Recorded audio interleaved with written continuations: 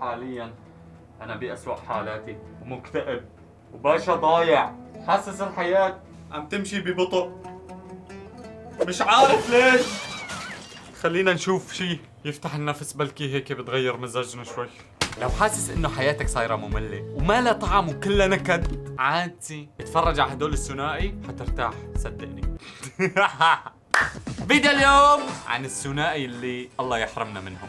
خلينا نبلش. حبيبي انا او دو دو دو دو عايز كيفكم او دو دو دو دو يا حبيبي انا كيفكم يا باشا؟ سالفا بيبي. مبدئيا وصلنا هذا الفيديو 100,000 لايك معلم. قبل ما نفوت بصلب الموضوع، رحبوا معانا بالاسطورة الجديد والعب يلعب.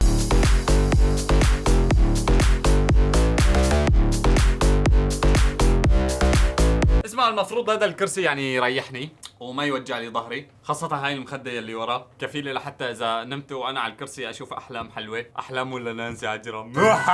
يعني الجزء السفلي يكون هيك مرتاح مبسوط، وهيك يخليني استمر واشتغل اكثر. بس يعني اذا حسيت باي اعراض جانبيه اعرفوا السبب شو كان. اوكي اكيد اذا انت من محبين الطبخ والاكلات، الا ما تكون صدفت بطريقك شخص اصلع بيحكي بسرعه وبتحسه هيك على طول معصب. ايوه لا مو نفسه الخطر ببالك يا معفن. شخص اسمه دكتور فود. ايه ليش مستغربين من اسمه؟ يعني على فكره مو كل من حكى لك دكتور يعني دكتور وبيعرف يشك ابر، لا، يمكن بيعرف يشيك شيء تاني زي شاورما مثلا.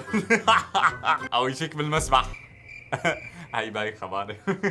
تلاقي دكتور اسنان، دكتور امعاء، دكتور نسواني، دكتور اطفال، دكتور فود. كيف زبطت مش فاهم؟ بيفحص صحن المجدرة اذا ماشي معته ولا شو بالضبط. دكتور فود كانت حياته عبارة عن تقييم للاكلات اللي بيشتريها من المطاعم اللبنانية. طبعا تقييمه للاكل كان عبارة عن مدح للمطاعم اللي بيشتري من عندها نوعا ما.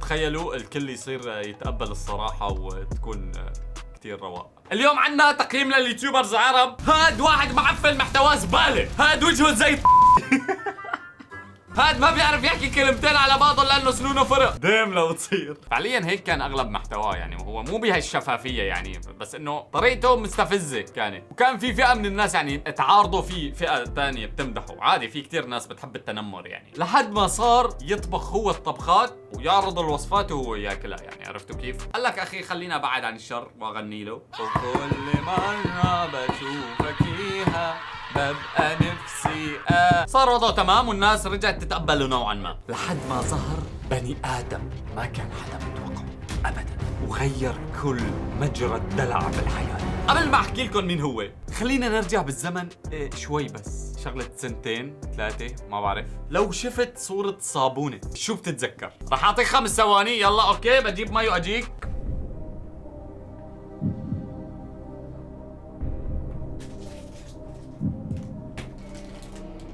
يمكن طولت انا.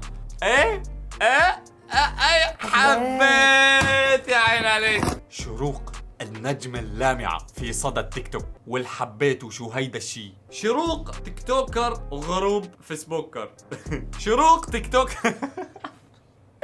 احلى شيء بنكت النكته، فانا ما بضحك عليها، بعدين بضحك على غبائي. يعني كيف حكيتها؟ شروق تيك توكر عندها ما يقارب 10 مليون متابع. مش كلمه بتتم يعني 10 مليون متابع تجمعوا على فيديوهات الراحه النفسيه والرياكشن على الصابونه وهي عم تتقطع. واو اميزنج. انا ما عندي مشكله مع هالشي، برافو عليها، نحن تمام لحد هون. اوكي، فجاه اللي اسمها شروق تتزوج دكتور فود اللي بتنمر على المطاعم. كيف؟ ايش؟ شو صار؟ ما حد يخبر. هلا بيطلع بيقيمني عم باكل بطريقه سيئه. علامات استفهام كثيره، صاعقه للجماهير صراحه. على قد ما كان الموضوع مفاجئ هيك وصدمه للناس، طبخوا للمعازيم فاصوليا بعرسهم، برضو علامات استفهام حوالين الفاصوليا يلي بالعرس. ما كانوا عم بيشموا روائح غريبه، ما حسوا المعازيم انه هن وقعوا بفخ. يا زلمه فاصوليا بالعرس، كنت اعمل لهم مجدره، والله مجدره طيبه. طيب شو صار هلا بعد الزواج يا برهم؟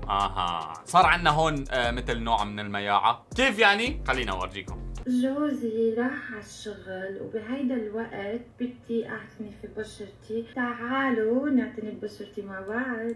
اوكي، واحدة من الشغلات اللي اختلفوا لشروق من بعد الزواج انه صار تتكلم لبناني. هلا انا مثلا كثير بتصدف اوقات بحكي بكل اللهجات، مصري، اردني، سوري، لبناني، لكثير اسباب اللي هي انه انا عايش مع واحد مصري وكنت عايش بلبنان 10 سنين واصلي سوري وعندي رفقات اردنيين ومنهم فلسطينيين واماراتيين، يعني مشكل ملون يعني لانه عايش الحياة، بس يعني بحاول قدر الامكان اتقن اللهجة مش اتمايع فيها. اليوم شوسي عنده شغل فانا لازم مش هيك الدلع. This is not دلع هاي بتكون حبيبتي القديمة مش هيك. عندي تشيكن براست، جرجير، تشيكن براست، كزبرة ناعمة. فيني افهم انت كيف عم تطبخي ولابسة فستان؟ This is فستان نوم ولا فستان ايش؟ بهار احمر. ليش عم تطبخي انت؟ ليش محتواكي صار طبخ؟ يعني انت اذا تزوجتي ميكانيكي تصيري بتداومي عنده بالكراج يعني ولا ايش؟ انا خايفة كتير الفطور اللي رح اعمله هلا ما يعجب الدكتور فود. شايفة الطريقة يلي انت عم تحكي فيها هاي بيحكوها الناس يعني اذا كان في حدا نايم عندهم بالغرفة بيحكوها بطل. اليوم عم صوركم هذا الفيديو كرمال ما حسسكم انه اوكي. نحن ما عتبنا على شروق، بنعرفها من زمان كيف حركاتها. جوزي موجوع مطرح العملية. فيني افهم شو موقع جوزك من الاعراب بكل فيديو بتعمليه؟ هيك قررت اعمل له سبيسيال.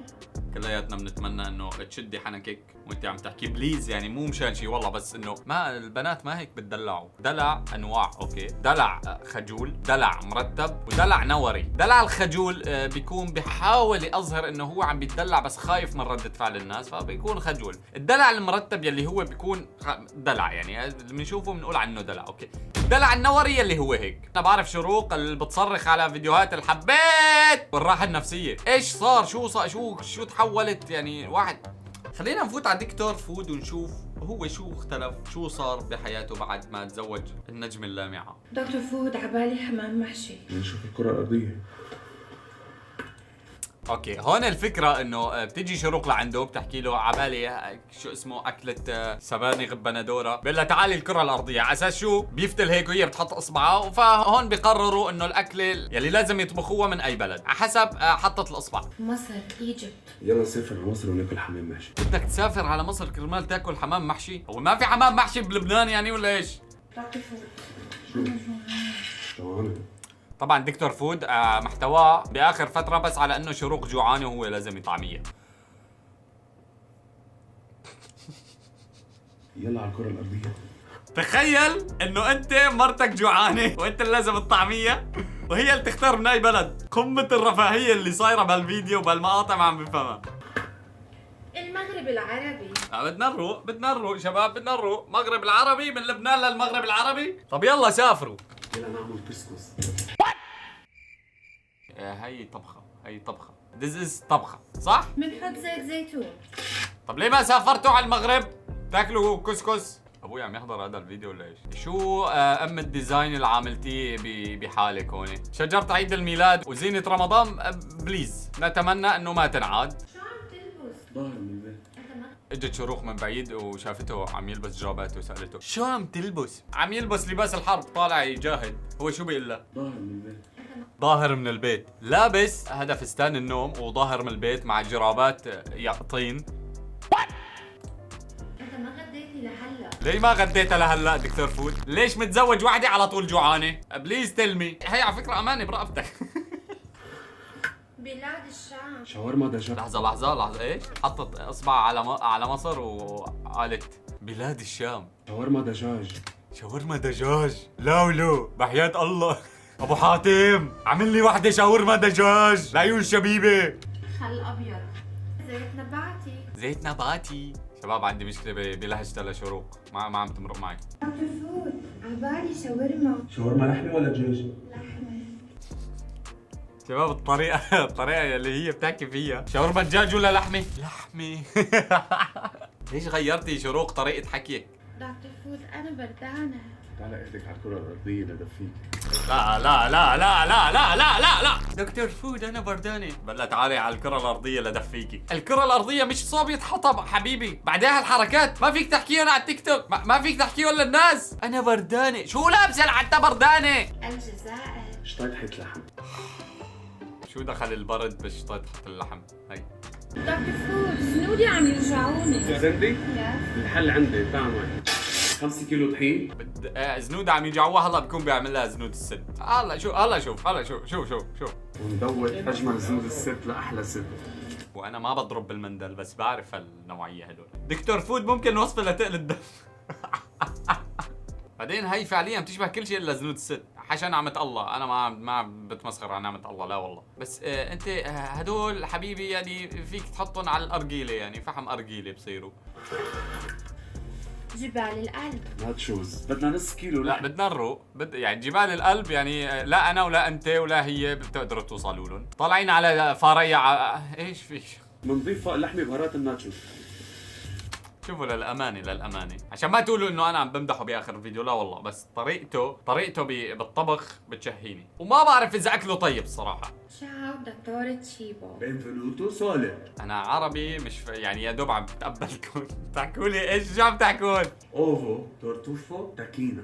الى هنا سيداتي سادتي نختتم هذا الفيديو. صار يحكوا ايطالي. من بني ادم كان يتنمر على مطاعم لبنان لبني ادم صار يطبخ ويعمل عجين بدون ما يلبس كفوف. مثلا بهي اللقطه اللي عم يعمل فيها زنود الست ماسك العجين بدون كفوف. لا العجينة بهالشكل. يعني انت مو اذا بتعمل زنود الست، اذا بتعمل معكروني بهي العجينه مستحيل اكل من وراك. ليش مش لابس كفوف؟ لبس كفوف الصراحه. حرام. على كل اذا اجى يوم واكلت عند دكتور فود اعرفوا انه اكله طيب، واذا ما صح لي نصيب اكل من ورا دكتور فود اعرفوا انه عم يتراجع باخر فتره. هذا حسابي على الانستغرام، ضيفونا عليه، اعملوا حباشاتكم فيه. كالعاده بشوفكم فيديو جديد ان شاء الله، والسلام للسلاحف الكرام. تشاو. بدي شاورما دشاش بلاد الشام.